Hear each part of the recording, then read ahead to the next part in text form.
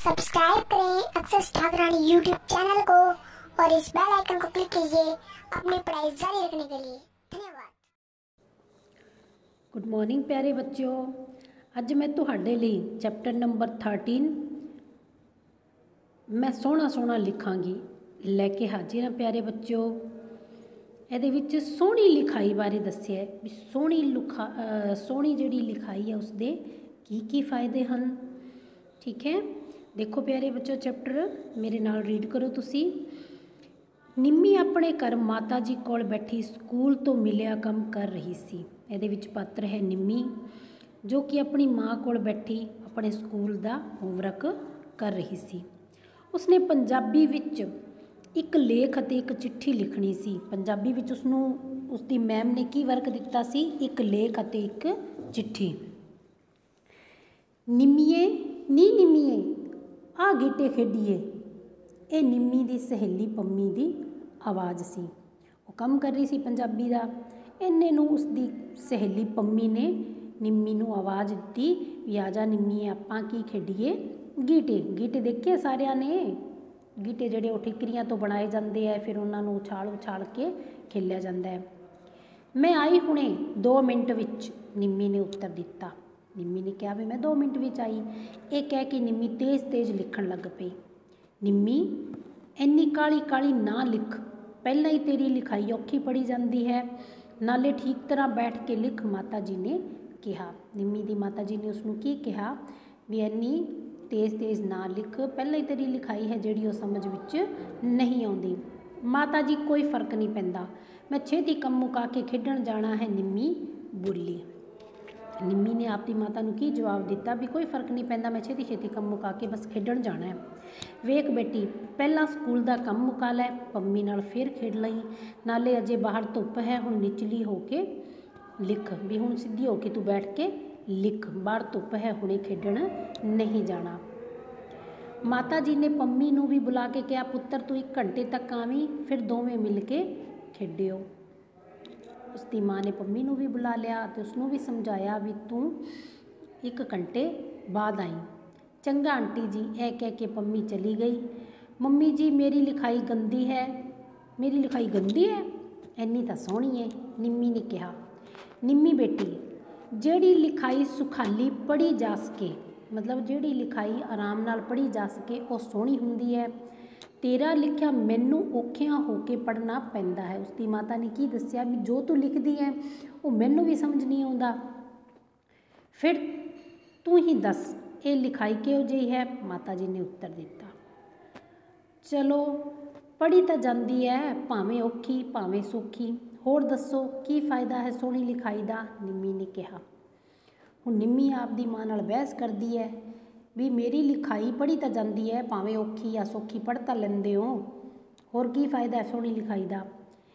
निम्मी पुत्तर तू गल नूं चंगी तरह समझ लै, जे लिखिया होया आसानी नाल ते ठीक ठीक पढ़िया जा सके तो पढ़न वाले नूं खुशी हुंदी है। उसकी माता जी सच्ची कहंदे ने, जो भी तुसी भी तो कापियां विच कई बार तो वर्क बहुत सोहना करते हो, तो मैं तुहानूं कहनी है ना भी वर्क बिल्कुल साफ सुथरा होना चाहिए, कोई कटिंग नहीं होनी चाहिए। क्यों? क्योंकि जदों एग्जामिनर या तुहाडा टीचर है जिहड़ा वो जदों तुहाडा सोहना सोहना वर्क साफ लिखिया वो पढ़ता है तो वो खुश हुंदा है, तो जदों खुश हुंदा है तो नंबर भी चंगे दिंदा है। नाले सोहना लिखिया अखां नूं चंगा लगदा है, जिवें साफ सुथरे कपड़े पाए होण तां वेखण वाले नूं खुशी मिलदी है। सोहनी लिखाई भी एवें ही खुशी दिंदी है। होर भी जद कोई सोहना सोहना करके लिखदा है तो उसनूं भी खुशी मिलती है, माता जी ने दस्सिया। उन्हां ने होर कहा सोहनी लिखाई दे कई लाभ हैं। हुण चिट्ठी उत्ते पता लिखना सधारण जही गल है, तां भी किन्नियां ही जरूरी चिट्ठियां भैड़ी लिखाई कारण अपने ठिकाने ते नहीं पहुँचदियां। डाकिया भला की करे जदों पता ठीक तरह पढ़िया नहीं जाता। भी देखो भैड़ी लिखाई जिहड़ी गंदी लिखाई हुंदा उसका एक तो नुकसान आ है भी वो राइटिंग साफ नहीं करते, तो कई चिट्ठियां ने जिहड़ियां वो अपने ठिकाने सर नहीं पहुँचदियां, क्योंकि डाकिए नूं समझ नहीं आउंदी लिखाई दी। मम्मी जी मैनूं तुहाडीआं गल्लां नहीं समझ आउंदियां, मैं तो अजे पढ़ती हाँ, बस स्कूल तो कम मिलिया है, वो छेती छेती पूरा करना है। लै निम्मी, तू पढ़ाई की गल की तो मैनू एक गल याद आ गई। मैं जदों चौथी विच सां, पवित्र नां दी एक कुड़ी मेरे नाल पढ़दी सी, वो मेरी सहेली भी सी। वो पढ़ाई विच हुशियार सी, पर उसकी लिखाई सोहनी नहीं सी। मास्टर जी कहंदे हुंदे सन, बेशक पवित्र ठीक उत्तर लिखदी है, पर मैनू उसकी लिखाई देख के खिज आ जाती है। एवें तुहाडे नाल भी है, कई बच्चे बहुत इंटैलीजेंट है, पर उन्हां दी लिखाई इन्नी गंदी है कि तुसी पुछो ही ना। फिर मेहनत करन दा पढ़न दा की फायदा जेकर तुसी जो लिखिया वो समझ ही ना आवे। माता जी अजे गल ही कर रहे सन कि निम्मी विचों ही बोल पई, मम्मी जी तुहाडी लिखाई किहो जी है? मैं यही तो दसन लगी हाँ कि मेरी लिखाई पहला तो इन्नी सोहनी नहीं सी, फिर पिता जी ने मैनू सोहना लिखण दा ढंग दस्या, हौली हौली मेरी लिखाई भी सोहनी हो गई। ये तो बहुत सुखाली गल है, एक तो आराम नाल बैठ के लिखो। हुण देखो वो लिखण दा तरीका दस रही है उसदी माँ भी साफ सुथरा किवें लिखना चाहिए। एक तो आराम नाल बैठो, दूजा कलम या पेन अजिहा वरतो जिस नाल ठीक तरह लिखिया जा सके, तीजा हर अखर की बनावट वल ध्यान दिता जाए तां जो सारे अखर स्पष्ट पछाणे जा सकण। सिहारी बिहारी कन्ना आदि लग्गां नूं जिहड़ियां मात्रावां ने, सिहारी बिहारी कन्ना आदि जिहड़ियां मात्रावां नूं ठीक तरह ते ठीक थां ते पाया जावे, माता जी ने दस्सिया। होर दसो मम्मी जी, निम्मी बोली। पंजाबी नूं गुरमुखी अखरां विच लिखिया जांदा है। ये सारे अखर इक्को जिन्नी थां घेरदे हन, बस ऊड़े नूं छड्ड के, भी थोड़ा ऊड़ा है वो एक्सट्रा जगह लैंदा है, बाकी सारे अखर इक्को जिहे लिखे जाते हैं। सो सारे अखर इक्को जिड्डे पाए जाण, अखरां दे विचकारली विथ बराबर होवे, शब्दां दे विचकारली विथ भी इक्को जिन्नी होवे, लोड़ अनुसार पैरे बनाए जाण, पैरा बना के पैरा चेंज करके लिखना चाहिए। खब्बे पासे हासिया छड्डिया जावे। हुण देखो उसने कहा भी खब्बे पासे हासिया छड्डो, तुहाडी कापी विच खब्बे पासे हासिया छड्डिया हुंदा है ना, लैफ्ट साइड। इस तरह लिखाई सोहनी बन जाती है, माता जी ने कहा। मम्मी जी तुहाडी सहेली वाली गल तां विच ही रह गई, निम्मी ने याद करवाया। लै मैं तां भुल ही गई सां, मैं ते पवित्र इक्को जिन्नियां मेहनती ते हुशियार सन, पर नंबर मेरे वध आउंदे, माता जी ने दस्सिया। ओ क्यों? निम्मी विचों ही बोल पई। सोहनी लिखाई करके मास्टर जी कहंदे सन, तुसी दोवें इक्को जिहा लिखदियां हो, पर सोहनी लिखाई वाले पर्चे नूं पढ़ के मन प्रसन्न हो जाता है, फिर जी करता है कि उसनूं वध तो वध नंबर दिते जाण। किसी लिखाई नूं पढ़दियां खिज आ जाती है, इस कारण नंबर देण लग्गियां फर्क रह जाता है। माता जी ने गल खत्म की। फिर तो मम्मी जी मैं भी सोहना सोहना लिखिया करांगी, खुश होई निम्मी ने कहा। हुण देखो निम्मी है जिहड़ी वो मन गई है भी मैं भी सोहना सोहना लिखांगी, ते हुण तुसी भी मनना इस गल नूं, तुसी साफ सुथरा वर्क है जिहड़ा वो कापियां विच करोगे। ते अगे बच्चों चैप्टर अपना कंप्लीट होया। हुण आपां करांगे शब्दार्थ। देखो काली काली, काली काली दा मतलब हुंदा छेती छेती, जल्दी जल्दी। ठिकाणा किसी चीज़ नूं रखण जां टिकाउण दी थां। बनावट हुंदी है बनतर, किसी चीज़ नूं किस तरीके नाल किस बनावट नाल लिखिया गया है। हाशिया, हाशिया हुंदा है कागज़ दे एक या दो ही पासी खाली छड्डी थां। निचली, निचली मतलब बिना डोले, शांत, शांत होके अडोल, बिना डोलना, इधर उधर ध्यान लगाए बिना आराम नाल बैठना।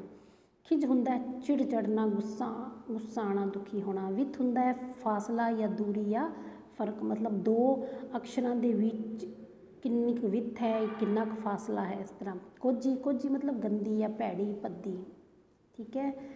तो हुण अगे देखो बच्चों आपां करांगे फिलअप। फिलअप विच देखो ये तो तुसी आपे आप कर लोगे, जिहड़ी लिखाई सुखाली पढ़ी जा सके। अगे उहदे फिलअप तो तुसी अपने आप ही कर लेना, क्योंकि इस बुक विचों ही दिते हुए ने। पंजाबी गुरमुखी शब्दां विचकारली विथ। हाँ देखो हुण देखो आपां करांगे सैकेंड नंबर चैप्टर विच संखेप विच उत्तर दिओ। निम्मी नूं गीटे खेडण लई किसने बुलाया सी? निम्मी नूं गीटे खेडण लई किसने बुलाया सी? पम्मी ने, उसकी दोस्त पम्मी ने। निम्मी काली काली क्यों लिख रही सी? क्योंकि उसनूं खेडण लई जाना सी। कई बार जरूरी चिट्ठियां अपने ठिकाने ते क्यों नहीं पहुँचदियाँ। कई बार जरूरी चिट्ठियां अपने ठिकाने उत्ते गंदी लिखाई करके नहीं पहुँचदियाँ।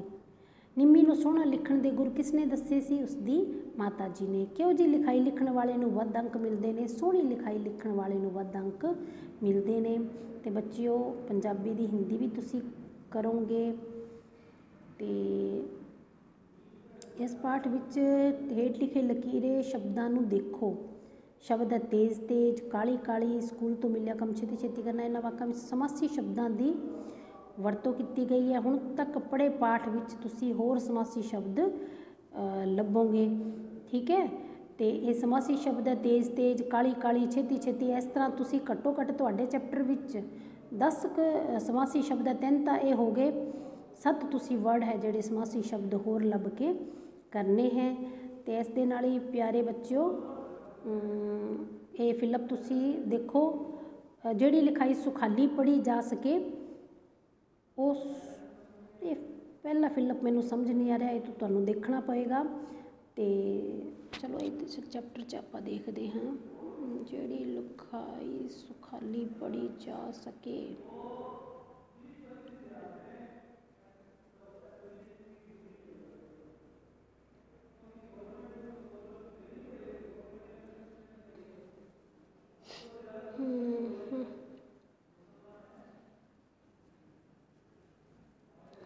की हो गया?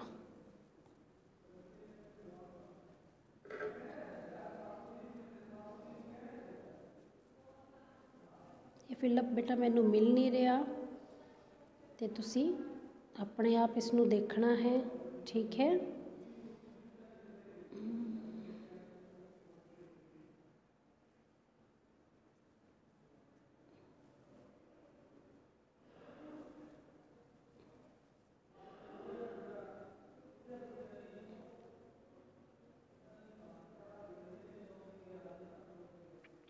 ये तुसी फिलअप पहला अपने आप देखना है। दूजा सुंदर लिखाई के कई लाभ हैं। हर अखर की बनावट वाल ध्यान दिता जाए। पंजाबी नूं गुरमुखी अखरां विच लिखिया जाता है। शब्दां विचकारली विथ इक्को जिन्नी होवे। ते बच्चों इहदे नाल ही चैप्टर कंप्लीट हुंदा है। तो इसका वर्क है जिहड़ा वो नोटबुक्स विच करके वर्क है जिहड़ा वो स्कूले सबमिट करवाउणा है। धन्यवाद बच्चों।